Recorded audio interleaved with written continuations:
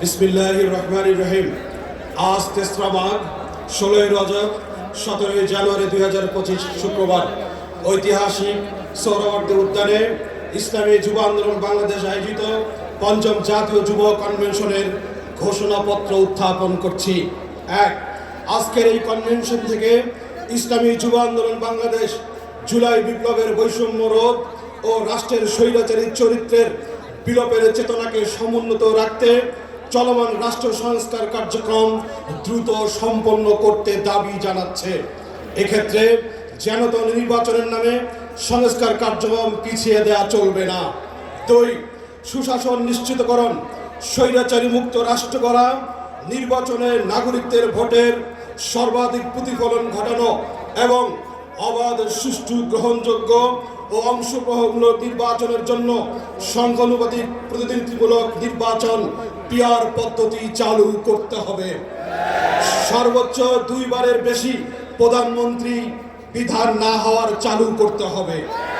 ৩. ছাত্র জনতার গণ অভ্যুত্থানে সংগঠিত নারকীয় গণহত্যা ও মানবতা বিরোধী অপরাধের বিচার করতে হবে। গত ১৬ বছরে সংগঠিত সকল রাজনৈতিক ও প্রশাসনিক হত্যাযজ্ঞ, গণহত্যা, গুম ও মানবাধিকার লঙ্ঘনের বিচার এবং আহত নিহত পরিবারকে ক্ষতিপূরণ সহ পুনর্বাসনের ব্যবস্থা জোরালো করতে হবে। জেনেক্সে শিফট করো, লাইফকে লিফট করো। সেই সাথে দোষী সংগঠন ও তাদের রাজনীতি ও নির্বাচন থেকে স্থায়ীভাবে নিষিদ্ধ করতে হবে। ৪.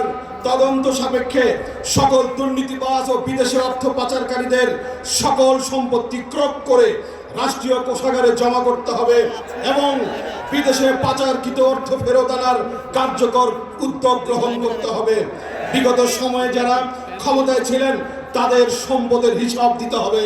সকল দুর্নীতি ও টাকা পাচারের শ্বেতপত্র প্রকাশ করতে হবে। সম্মানিত উপস্থিতি, আমাদের শ্বেতপত্রের আজকের এই ঘোষণাপত্রের আরেকটি পয়েন্ট হলো বিশ্ব দরবারে বাংলাদেশের অবস্থানকে তুলে ধরতে ফিলিস্তিন সহ বিশ্বের যে কোনো প্রান্তের নিপীড়িত জনগোষ্ঠী ও বঞ্চিত জনপদের পক্ষে নিজেদের অবস্থান জানান দিতে হবে। বিশ্ব শান্তি, নিরাপত্তা ও সহযোগিতায় জাতিসংঘ, ওআইসি ও সার্কের মতো আন্তর্জাতিক, আন্তঃরাষ্ট্রীয় ও আঞ্চলিক সংস্থাগুলোকে কার্যকর ভূমিকা রাখতে হবে। সেই সাথে ইন্টারনেট পরিষেবাকে নিয়ন্ত্রিত ও পরিশীলিত করে অশ্লীলতা, বেহায়াপনা ও পর্নোগ্রাফির সয়লাভ রুখে দিয়ে ইভটিজিং, ধর্ষণ, ব্যভিচার ও অন্যান্য সকল অপরাধ প্রবণতার বিরুদ্ধে কার্যকর ব্যবস্থা গ্রহণ করতে হবে। সুদ, ঘুষ, জুয়া, মাদক, সন্ত্রাস এবং সকল অপরাধ প্রবণতার মূলোৎপাটন করতে নৈতিক উন্নতি ও আত্মশুদ্ধির পরিবেশ গড়ে তুলতে হবে।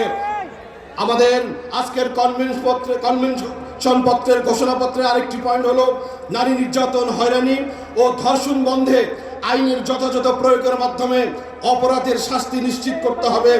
নারী বান্ধব গণপরিবহন, নিরাপদ কর্মক্ষেত্র, উন্নত স্বাস্থ্যসেবা, বিধবা, অসহায় ও গ্রামীণ নারীদের আর্থসামাজিক নিরাপত্তায় রাষ্ট্রকেই দায়িত্ব গ্রহণ করতে হবে।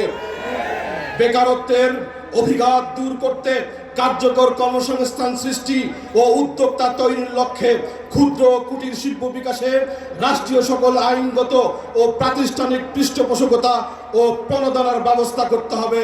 সম্মানিত উপস্থিতি, এই ঘোষণাপত্রের কপি আমরা সকল প্রিন্ট মিডিয়া এবং ইলেকট্রিক মিডিয়াকে পাঠিয়ে দেব। সকলকে ধন্যবাদ।